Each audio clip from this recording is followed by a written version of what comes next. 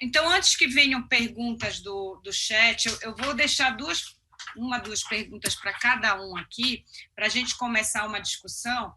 E para a doutora Rosamar, o que eu queria perguntar é como você avalia, do ponto de vista terapêutico, esses pacientes, né? Como é que você segue esses pacientes em relação aos métodos não invasivos? Você usa ressonância, você avalia em 6 meses, você avalia em 12 meses. Como é a tua conduta clínica baseado na tua experiência desses métodos invasivos? Então, Cláudia, obrigada pela pergunta. Eu acho que depende muito do que você tem disponível, né? No caso, eu, como trabalho com elastografia hepática com Fibroscan, é um método fácil, você está atendendo o paciente, né? E você já faz o método, menos de 5 minutos. Eu tenho utilizado a elastografia tanto para o estadiamento da fibrose, como para o segmento. Geralmente, assim, após o paciente ter uma perda de peso importante, ter melhorado os exames, eu não faço muito precoce, eu espero em torno de 1 ano para poder fazer essa avaliação, mas eu recebo também muitos pacientes dos endocrinologistas, né, pacientes que estão utilizando a liraglutida, e que tem uma perda de peso muito importante, então eles têm pedido para fazer com intervalo de 6 meses, e o que a gente observa é que esses pacientes diminuem muito a esteatose, avaliando pelo CAP, e muitas vezes também tem a diminuição da rigidez hepática, que é uma dúvida que a gente tem se esses pacientes, né, a gente tem dados na literatura de trabalho, igual do Salvador Peta, que ele defende que a esteatose superestima a avaliação da fibrose pelo Fibroscan, alguns dados mais recentes do ONG falam que não, mas assim, o que a gente observa é que esses valores caem, né, inclusive o Peta tem uma publicação muito interessante que ele faz um fluxograma com o CAP e a elasticidade hepática, a impressão que dá é que a diminuição da rigidez teve muito a ver com a diminuição da esteatose e da inflamação, né? Então, eu acho que é um método fácil que pode ser utilizado. A ressonância, sem dúvida, é um excelente método, principalmente nos pacientes obesos, em que você tem a dificuldade, mesmo com a sonda XL, de realizar, né? É um exame mais difícil, assim, o acesso, né? Às vezes o próprio paciente, às vezes tem claustrofobia, né? Não quer fazer, mas, assim, é um método que já teve um espaço muito grande em termos de tempo, né? Hoje você faz em meia hora, e quando você vai fazer essa avaliação multiparamétrica de avaliação de ferro, esteatose e fibrose, você acrescenta mais 5 minutos. Mas eu reservo para um segundo momento se eu não conseguir fazer a elastografia. Eu estendo essa palavra ao doutor Paris e ao doutor Henrique na prática clínica. Eu sei que no hospital público isso é mais complicado pela ressonância, mas na prática clínica de vocês, a mesma pergunta. Como vocês seguem esses pacientes do ponto de vista não invasivo, além do Fibroscan, que a Rosamar já comentou bem? Bom, então, eu guardo a ressonância para algumas situações específicas, né? Porque pelo volume de pacientes não dá para todo mundo fazer ressonância magnética, né? Então, aqueles pacientes onde o fibroscan na zona cinza, por exemplo, né? E a gente clinicamente vê que o paciente já tem alguns sinais de que já tem uma fibrose mais avançada então eu lanço mão da ressonância. Segundo, quando eu quero saber mais coisa, né? Exemplo, paciente que tinha a ferritina elevada e que não responde com dieta, perde peso, mas a ferritina continua elevada. Então, esse paciente eu peço também a ressonância para... Agora, acho que 1 ano é bom, né? E falta para nós a resposta. É claro que a gordura é uma medida direta, né? Emagreceu, vai diminuir a gordura. Mas a fibrose está diminuindo, e diminui, né, com a melhora do paciente. É porque realmente a fibrose diminuiu? Porque na hepatite C isso não ocorre, não é bem assim que a banda toca, né? Então, a gente precisa dessa resposta, né? Talvez voltar a fazer biópsia dos pacientes, entendeu? Só para saber se realmente está ocorrendo a melhora da fibrose, porque isso é uma resposta muito importante que a gente tem que saber. Podemos confiar nesse método para monitorar os pacientes em relação à fibrose, entendeu? Então, são algumas considerações. Bom, sendo bem objetivo, muita coisa o Henrique já respondeu. Uma coisa que me chama a atenção é que nós tivemos o cuidado de pegar esses pacientes que perdem peso e fazer a ressonância, fazer a elastografia bem precocemente. 1, 2 meses, já perdeu peso, faz. Você já vê redução da elastografia. É muito pouco tempo para regredir. Então, realmente concordo com a Rosamari, isso é muito mais redução de esteatose, de inflamação, de inércia, do que qualquer outra coisa. O que me preocupa mais é quando não baixa, né? Então, depois de 6 meses, o indivíduo perdeu peso, etc., e não está. Esse é o cara que eu tendo, se 1 ano a coisa não acontecer, fazer uma biópsia de fígado, que eu digo, olha, tem alguma coisa diferente aqui, né? E existem esses pacientes existem mesmo. O trabalho que está faltando é exatamente você poder fazer esse coisa, e isso nós vamos ter nesses estudos, nesses grandes estudos, nós estamos esperando esses resultados desses grandes estudos, que todos nós estamos participando, e o que está acontecendo? Você está fazendo biópsia desses pacientes antes e depois, você está fazendo elastografia. Então, eu acho que esses estudos têm esses dados para nos passar, e eu ainda não estou vendo isso está me assustando um pouco. Por quê? Porque nós já chegamos em 18 meses, já chegamos em um monte de coisa, e isso é uma informação que nós precisamos ter, que nós não fazemos na rotina dos nossos pacientes. Os poucos pacientes que nós fizemos, bateu o fato de, depois de uma avaliação de elastografia, ao longo do tempo, lá, depois de 1 ano de tratamento, você biopsiar, a gente viu realmente algumas coisas interessantes. Mas existe um erro no início que também se propaga depois. Então, eu acho que nós podemos ter esse resultado, viu, Cláudio? Eu acredito que deva estar, você cutuca os caras lá para nos darem essa informação. Obrigada, Paris. Tem muitas perguntas aqui, então eu vou fazer as 2 primeiras, depois o Tiago, bom dia, Tiago, vai fazer as outras que está coordenando junto comigo. Então, a Luciana Araújo Bento, doutor Henrique, ela pergunta se o senhor recomenda dieta pobre em ferro para esses pacientes com ferritina alta. Na verdade, a dieta não funciona. Tá bom. José Milton de Castro pergunta ao doutor Parisi que um paciente com obesidade de 34, F3 por método não invasivo, não diabético, faria pioglitazona assim mesmo. Eu acho que ele está perguntando aqui sem biópsia, né? Um F3 por método não invasivo, não diabético, que você teria indicação de pioglitazona só por NASH, né? Se você faria. Eu entendi um pouco diferente, eu entendi se ele, pelo fato do indivíduo ser obeso, se eu já trataria ou não esse paciente com pioglitazona. A gente tem que lembrar que o efeito da pioglitazona não é o efeito antidiabético, é o efeito anti-inflamatório pelo PIPAR alfa que ela tem uma atuação no PIPAR gama, e esse PIPAR gama vai atuar como... Agora já me perdi nos PIPAR. Mas, enfim, isso vai determinar uma redução da atividade inflamatória do tecido. Então, mesmo assim, mesmo esse indivíduo sendo obeso, eu usaria a pioglitazona, sim, eu gosto muito da pioglitazona e uso frequentemente. Tá. Tiago, você quer fazer as outras perguntas? Acho que o Tiago caiu, né? Então, vamos fazer mais uma. Luciana Costa Faria, doutor Parisi, usa vitamina E nos diabéticos? Uso sim. Eu já procurei entender por que se fala que vitamina E não pode ser usada em diabético, eu não consegui resposta. Então, eu tenho usado e não tenho visto nenhum problema. A outra pergunta é também, se paciente não cirrótico, você usa vitamina E e combinação de pioglitazona em todos, como o doutor Henrique mostrou muito bem esse caso clínico, ou se vai aumentando as doses, ou vou adicionando as drogas propriamente dita, como é que você faz na sua prática clínica? Eu acho que nós temos uma doença, que eu vou voltar ao segundo slide meu. Se você não mudar estilo de vida, se o indivíduo chegar, porque a grande conforto do paciente é dizer, eu tenho um remédio. Então, eu sempre explico para o indivíduo, se você não mudar o estilo de vida, nós vamos ficar aqui enxugando gelo. Não tem sentido. Mas eu uso, é uma doença que nós temos poucos recursos, eu uso tudo que eu tenho direito, inclusive a N-acetilcisteína, que eu me convenci que funciona muito bem.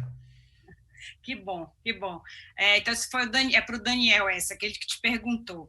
A Márcia Altix está perguntando se o paciente que está usando pioglitazona e não melhora a enzima hepática, quanto tempo pode pensar em trocar, associar outra droga? Acho que já foi respondido, né? Tu acaba associando tudo. Mas... Agora, um paciente que não caia enzimas com pioglitazona, é bom pensar que pode ter outra coisa. Em geral, responde muito bem com queda, o que não quer dizer que seja infalível. Tá. E mais uma para ti, Paris. Em relação ao pioglitazona no cirrótico, se tu tens experiência. Nenhum problema. Tenho usado tranquilamente e vai muito bem.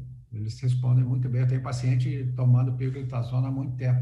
Eu sempre lembro, é homem, vamos ficar preocupado com a próstata, vamos regularmente fazer exame. Então, eu acho que é por aí. Agora, eu tive mulheres, principalmente mulheres, que quando tomaram pioglitazona, ganharam muito peso rapidamente. Eu não consegui seguir com a droga.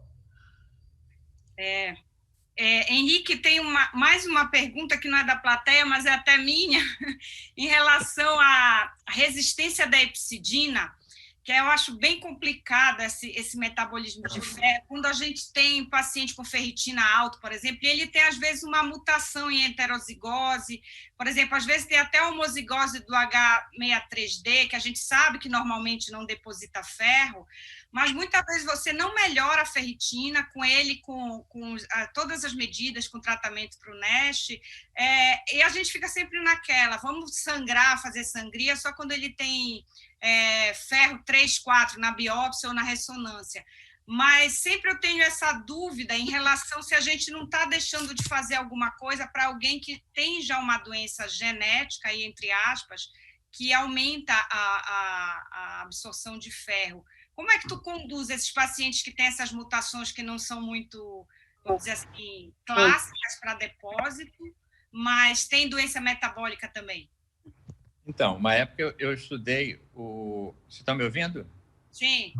Tá. Uma época eu estudei esses marcadores, né, do HFE, e na população em geral, e também na hepatite C, e a gente teve um grupo controle. 23% da população é H63D, heterozigoto, para H63, né? E isso pode ter um efeito, assim como também o uso mesmo moderado de álcool, tá? Então, são vários fatores que podem estar associados. Então, quando o paciente não melhora, né, quando a ferritina não cai para valores normais, como eu mostrei naquele caso, né, ou não cai bastante, ou quando o doente tem níveis exageradamente elevados, maior que 1000, por exemplo, eu acho que é necessário a gente fazer o teste do HFE. Tá? E aí eu peço a ressonância. Se a ressonância mostrar, né, o doente não está melhorando, se a ressonância mostrar mesmo moderadas quantidades mais próximas já de níveis elevados, tá? Eu faço, às vezes, uma sangria. Tá? E uma sangria dá uma ideia para a gente bastante se existe uma sobrecarga de ferro importante ou não. O doente de hemocromatose não mexe nada, cai 30 miligramas a ferritina com uma sangria.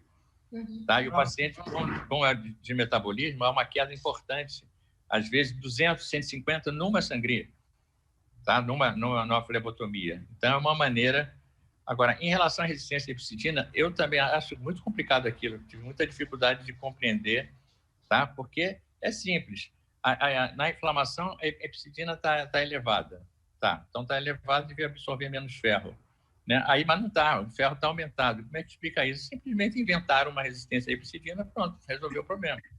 Tá? Ou inventam novos. Eu me lembro da época de hormônios gastrointestinais, quando a gente não sabia uma coisa, inventava um hormônio. E uma vez eu dei uma aula sobre 50 hormônios gastrointestinais, 50. Hoje acho que ficou uns 5 ou 6, aí o resto tudo desapareceu com o tempo. Aí eu fico imaginando essas resistinas e outras que a gente vai, né? E qualquer coisa também agora é receptor. Às vezes o receptor estimula demais, estimula de menos, só para regular, dá um regular e está tudo resolvido. Mas eu acho que faz sentido essa resistência à epsidina, né? Ela existe, mas não está atuando. Então, o efeito é exatamente o contrário. Tá, obrigada. Tiago, tem mais umas perguntas aqui no chat. Tu queres fazer? Está no WhatsApp. Cláudia, depois eu vou te cobrar que você fale das novas drogas aí, que eu deixei para você e você está fugindo. Não, é que tem outras perguntas. Eu vou só fazer da pioglitazona no cirrótico até qual child? Child A, provavelmente, né? Paris. Child é descompensado, não. Vocês preferem prescrever análise de GLP-1 ou alinhe o cuidado junto com o endocrinologista? Eu acho que não precisa de endocrinologista para você prescrever GL inibidor. Dá para prescrever, né? Isso já deve ser do nosso arsenal. É uma prescrição offline, mas você tem os obesos, nós temos os obesos que estão na nossa mão. É muito fácil prescrever isso. E eles, inclusive, não avaliam muito, eles não fazem uma avaliação pancreática correta. Eu já peguei muito paciente com pancreatite química aí importante e que não era avaliada. Então, eu acho que não é para... Não tenho nada contra partilhar pacientes, absolutamente, partilho vários. Mas eu não acho que só para prescrever o GLP-1 eu vou mandar o cara para o endócrino, de jeito nenhum. Fala, Thiago. Para finalizar... Não, só para finalizar o que o Paris falou, que eu estou fugindo, eu não estou fugindo. É que a maioria dos trials não tem sido tão bons como se achava, né? Mas o que eu acho nessa doença, como ele falou, tem que ter dieta, exercício e vão ter associações de drogas. Não vai ter como a gente trabalhar de forma diferente. E aí, dentre as classes de drogas, eu diria que os GLP-1 são muito importantes, porque eles vão diretamente no ponto. Os PPARs que tem vindo, agora tem o Lanfibranor, que é um né, tem ação tripla, e é melhor que o elafibranor. Então, seria a associação de GLP-1, PPAR, e para fibrose, eu acho que vai ter, sim, um agonista fasenoide que tenha pouco efeito adverso, esses mais sintéticos, que não tenham tanto efeito do prurido, do sal biliar. Eu diria que são basicamente esse trio aí que será, assim, eu diria... ajudará nesses pacientes, além da dieta e exercício, lembrando que quando eles pararem, se eles não tiverem essa mudança do hábito de vida, isso volta. E, Cláudia, só queria fazer um comentário breve em relação aos pacientes pós-cirurgia bariátrica, né, que a gente tem visto muito o reganho desses pacientes que, infelizmente, eles não entram, né, na mudança do estilo de vida, e em alguns casos, né, isso já tem publicação também, eu tenho utilizado a liraglutida nesses pacientes, eu faço sempre a dose, né, progressivamente até chegar à dose máxima, tenho tido uma boa tolerância e também uma boa perda de peso também nessa população quando tem o reganho.